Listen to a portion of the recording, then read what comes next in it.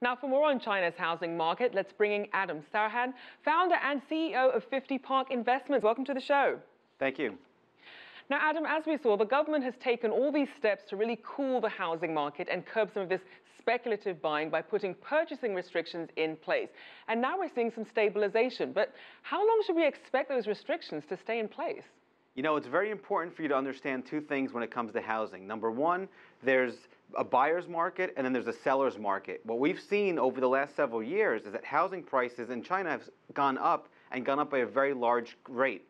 The government came out a few months ago and said, you know what, we have to slow things down. And what's happening now is evidence of what the government did. And that's perfectly normal and healthy in a very strong market. So the key going forward is to make sure that buyers and also sellers, there's an equilibrium, that they're able to come into margin and say, listen, we're able to buy and sell at a good price, which helps prices go up in a slow and measured rate. Because if the government enacts more restrictions, that could send housing prices actually down, and down substantially, and that won't be good. Now let's look at some of the economic impact. How do you see the cooling home prices affecting home buyers, developers, and perhaps the broader economy as a result? Yeah, that's a great question. So what we've been investing in China and interested in China since the 90s, and what we've noticed over the last 10 years has been a massive asymmetric boom with respect to expansion, economic growth, et cetera, et cetera. And one of the asset classes has been housing that has benefited dramatically from just global growth. Remember, China's an export economy, so as the global economy grows, China's economy does very well. So going forward, growth for the global economy is expected to increase. We're seeing central banks around the world normalize interest rates, and on the notion that inflation is going to pick up around the world and economic growth is going to pick up around the world. And if that happens, China's manufacturing, which is the lion's share of the Chinese economy, is going to do well, and then by extension, the housing market will do well. Now let's also look at some of the trends that you're seeing in the types of properties and locations that are really most in demand.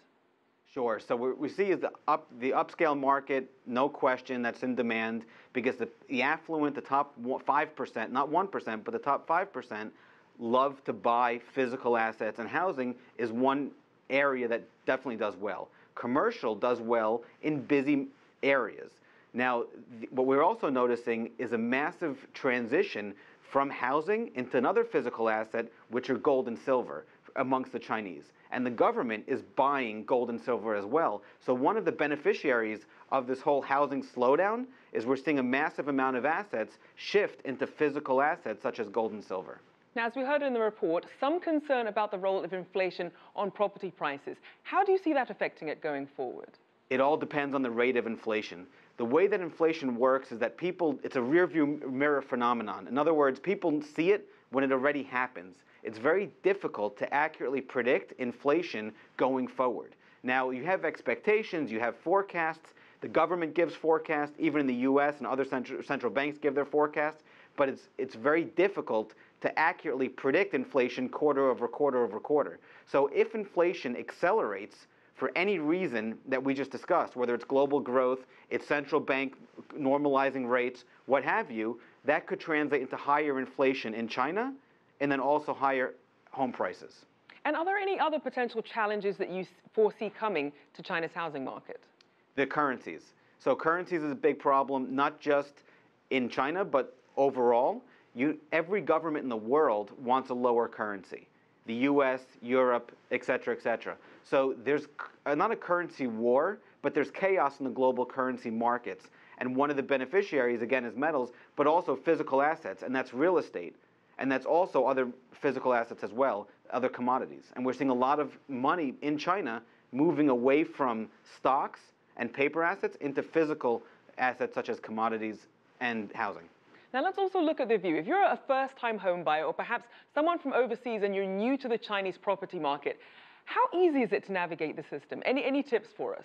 Right, and that's a great point. The easier it is in general for first-time home buyers to enter the market, the better and healthier, all things being equal, that housing market will be. Now, because the government is taking active measures to restrict the increase in home prices, it will trickle down to first-time home buyers. But there's an expression in the US which says, don't fight the Fed, meaning if the Fed's doing something, you don't want to fight it. In China, specifically with the housing prices and just real estate in general in China, you don't want to fight the government. And if the government wants prices, housing prices, and just real estate prices to slow down a little bit, don't fight it. All right, certainly some good advice there. Adam Sarhan, founder and CEO of 50 Park Investments.